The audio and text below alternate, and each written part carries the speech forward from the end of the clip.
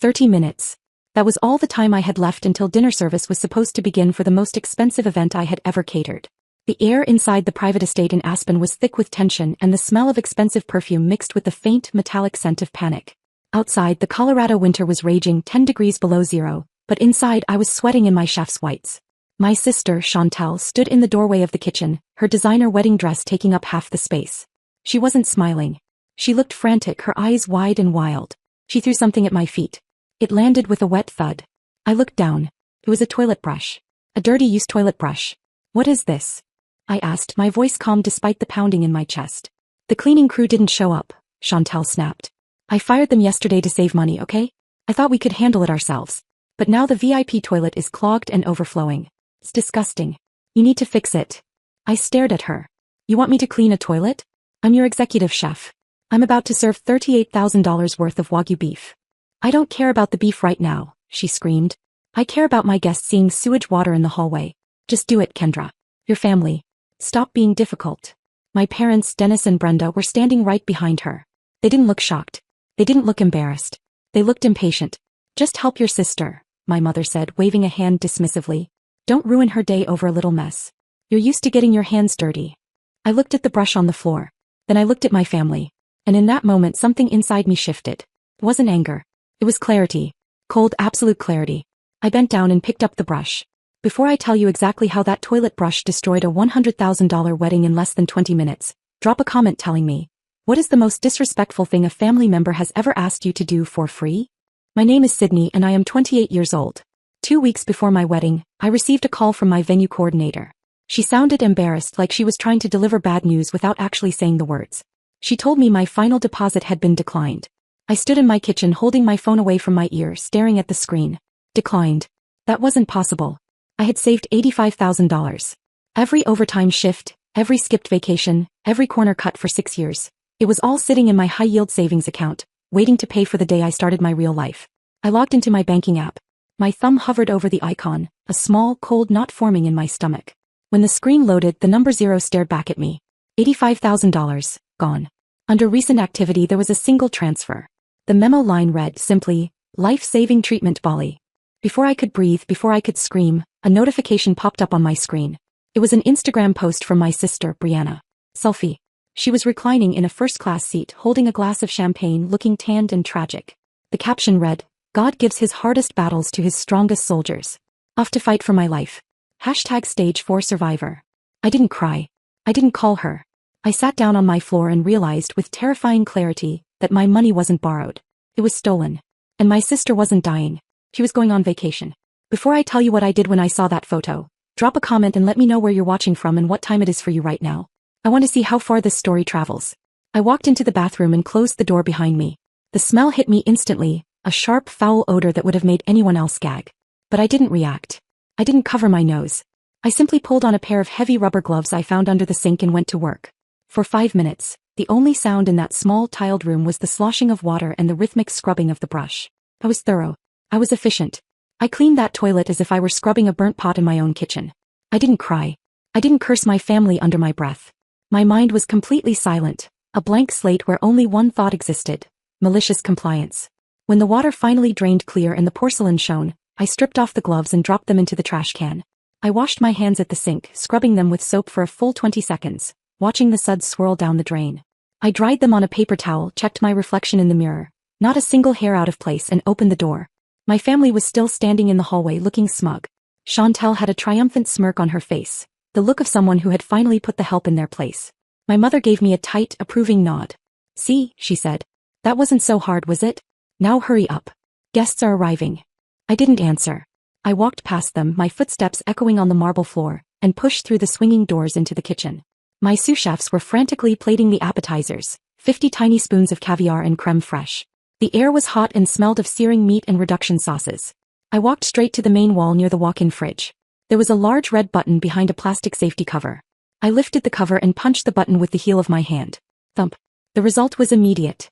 The roar of the ventilation hoods died. The hiss of the gas ranges silenced as the safety valves slammed shut. The sudden quiet was deafening. Every member of my staff froze, looking at me with wide, confused eyes. "Chef?" my sous chef Marco asked, holding a tray of partially torched scallops. "What's happening?" Seal and pack, I said. My voice wasn't loud, but in the sudden silence, it carried to every corner of the room. Wrap the proteins. Ice the seafood. Load the truck. We are leaving. Leaving. Marco blinked. But service starts in 20 minutes. Not anymore, I said. Move. The kitchen doors swung open, banging against the wall. Chantal stormed in, her face flushed. Why is it quiet in here? Why isn't the food going out? The first guests are asking for the lobster bisque. She stopped when she saw the staff wrapping plastic over the trays of Wagyu beef. Her eyes bulged. What are you doing? Stop. Uncover that.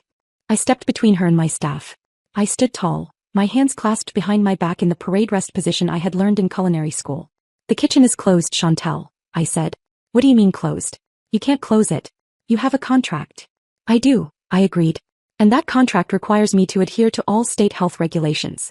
Specifically, the Colorado Retail Food Establishment rules regarding employee hygiene and disease control. I held up my hands, palms open, displaying them like evidence. I have just handled raw sewage and human waste at the direct order of the event organizer, I said, my voice cutting through the room like a cold wind. By law, the executive chef is now a biohazard. I am a vector for cross-contamination. I cannot touch food, utensils, or food contact surfaces for a minimum of 24 hours. And since I am the only licensed supervisor on this site, if I cannot work, this kitchen cannot operate. Chantal stared at me, her mouth opening and closing like a fish on a dock. You washed your hands. It doesn't matter, I said. The risk of norovirus and fecal coliform transfer is too high. I will not risk my license or the health of your guests. You ordered me to clean a toilet, Chantal. You just fired your own chef. To understand why I didn't scream, why I didn't fight back until that exact moment, you have to understand where we were. We were miles from civilization, high in the Rocky Mountains, in a private estate rental that cost more per night than most people make in a year. The air outside was thin and freezing, 10 degrees below zero, and the isolation was total. There was no cell service unless you stood by the specific booster in the library, and the nearest town was a 40-minute drive down a treacherous, icy road. I had arrived 48 hours earlier, driving my massive mobile kitchen truck up that winding pass myself. I brought $32,000 worth of inventory with me. A5 Wagyu beef flown in from Japan, live king crabs from Alaska, truffles that cost more per ounce than gold. I had prepped for weeks. This wasn't just a wedding, it was a showcase. Chantal had promised me this would be good exposure, a chance to show my parents that my career choice wasn't a mistake. But the red flag started the moment I parked the truck. Chantal met me at the loading dock not with a hug or a thank you but with a garment bag. She thrust it at me before I even turned off the engine. What's this? I asked. Your uniform, she said. I don't want you wearing that white chef coat. It looks too official. It distracts from me. I want you to blend in with the rest of the staff. I unzipped the bag. Inside was a gray, shapeless maid's uniform. It was cheap polyester, baggy and ill-fitting. It wasn't professional attire. It was a costume designed to make me invisible. To make me less than. I'm the executive chef, I said, my grip tightening on the bag. I wear whites. It's a safety standard, Chantal. It signifies cleanliness and hierarchy in the kitchen. It signifies that you think you're important, she countered, her voice dripping with that familiar disdain. You're here to serve, Kendra. Not to show off. Wear the dress or go home. I should have left then. I should have turned the truck around and driven back down the mountain. But I didn't. I took the dress. I put it on. Why? Because I had spent 29 years being trained for this moment. It's called the boiling frog effect. You don't realize you're being cooked until the water is already boiling. It started when we were kids. Let Chantal have the last cookie, she's smaller. Give Chantal your doll, she's crying. Help Chantal with her homework, you're the smart one. Over decades, being the bigger person just became code for letting yourself be erased. I had normalized the abuse so deeply that standing in a freezing parking lot holding a maid's dress didn't feel like an outrage. Felt like Tuesday. I thought if I just did this one last big thing, if I just gave her the perfect wedding, maybe they would finally say thank you. Maybe they would finally see me. So I put on the gray dress. I swallowed my pride. I went to work prepping the most exquisite meal of my life, unaware that I was just setting the table for my own humiliation. The humiliation didn't stop with the uniform. It escalated hour by hour like a slow-moving avalanche. By lunchtime on the day of the wedding, the temperature outside had dropped even further, a biting wind whipping snow against the massive windows of the estate. Inside, the great room was warm, the fireplace crackling, the air filled with the scent of pine and expensive candles. My family, Dennis, Brenda, and Chantal, sat around the long oak dining table, laughing and eating the lobster bisque I had prepared as a pre-ceremony lunch. It was a simple meal for me to make, but rich and warming. I walked out of the kitchen, carrying a small plate with a ham sandwich I'd made from staff provisions. I intended to sit at the far end of the table just for 10 minutes, to get off my feet before the dinner rush began. As I pulled out a chair, my mother's hand shot out, stopping me.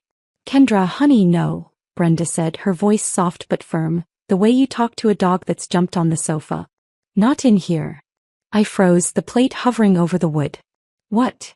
"You smell like cooking," she said, wrinkling her nose delicately. "Like grease and onions. We have guests arriving soon to say hello.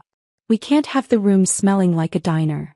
"I smell like lobster bisque," I said. "The same bisque you're eating." "It's just not appropriate," my father, Dennis, chimed in, not even looking up from his bowl. "Staff eat in the back. You know that." "I'm your daughter," I whispered. "Today you're the help," Chantal said, tearing a piece of crusty bread. "Go eat on the loading dock. The view is nice." The loading dock. It wasn't an enclosed porch. It was a concrete slab outside the service entrance. There were no heaters. I didn't argue. I couldn't. The boiling frog effect was in full swing. I was so conditioned to obey that my body moved before my brain could protest. I walked out the back door. The cold hit me like a physical blow, instantly freezing the moisture in my nose. I sat on a crate, shivering in my thin polyester maid's dress, eating a cold sandwich while snow gathered on my eyelashes. Through the window I could see them laughing, warm and golden in the firelight. But the final straw, the moment the frog finally tried to jump, came 2 hours later. I was back in the kitchen prepping the champagne service. A crate of vintage Dom Perignon had a stuck lid. The wood was warped and swollen from the altitude. Chantal breezed in, already half drunk on mimosas, looking for a bottle to pop for a photo op. "It's stuck," I told her. "I need to find the pry bar." "We don't have time for that," she snapped. She scanned the counter and her eyes landed on my knife roll. It was open. Lying there was my jito, a hand-forged Japanese chef's knife. It was my most prized possession, a gift I had bought myself after my first year as an executive chef. It cost $2,000. The steel was harder than diamond but brittle if misused. It was an extension of my arm. "Don't," I said, stepping forward. "Chantal, do not touch that." She grabbed the handle. Before I could reach her, she jammed the delicate razor-thin tip of the blade into the wood of the crate and twisted. The sound was sickeningly loud, like a bone breaking. The tip of the knife, about an inch of master-crafted steel, flew across the room. Chantal held the handle, looking at the jagged, ruined edge. I stopped breathing. That knife was my career. It was the only thing in my life that was purely mine, respected and cared for. Chantal tossed the broken knife onto the stainless steel table. It clattered, hollow and dead. "Oops," she shrugged. "Cheap metal. It's just a knife, Kendra. I'll buy you a new one at Walmart. Now open the crate." She laughed. In that moment the love I had for my family didn't crack. It died. I looked at the snapped blade and understood they would break everything I was until nothing remained but something they could use. 2 hours later, when she threw a toilet brush at me, I wasn't cleaning to help her. I was cleaning to end her. My father blocked the exit as my team rolled the food out. "Nobody's leaving," he roared. "I'll ruin you." I stepped forward and pulled the contract from my pocket. "I'm not walking out," I said calmly. "I'm enforcing it." I read Clause 4.2 aloud, health violations void service while retaining payment, then cited state law prohibiting food prep after exposure to sewage. "You ordered me to clean it," I said to Chantal. "You can't have a maid and a chef in the same body." Dennis had no answer. I told my team to load up. As they did, I spotted an invoice in the trash. A $30,000 helicopter charter, paid yesterday from the catering budget. She had stolen my money for a TikTok stunt. When I confronted her, the fear finally showed. "I was going to pay you back," she pleaded. "You're rich." "It wasn't yours," I said. "And I don't let thieves rob me. Not even family." I locked the truck. Outside, guests were being seated for a feast that no longer existed. Chantal chased the truck through the snow, screaming, offering jewelry, begging. "I have standards," I told her through the cracked window. My father shouted that I was dead to them. "That's the plan," I replied. I drove away and delivered the untouched food to a community shelter instead. Later I learned the wedding collapsed. The groom saw the helicopter invoice and annulled the marriage the next day. In the shelter parking lot, I held the broken knife in my hand. It wasn't just a tool. It was the last tether to the belief that if I were perfect enough, they would love me. I threw it away. I drove off alone, exhausted but free. I left them hungry. For the first time in my life, I wasn't starving for their approval.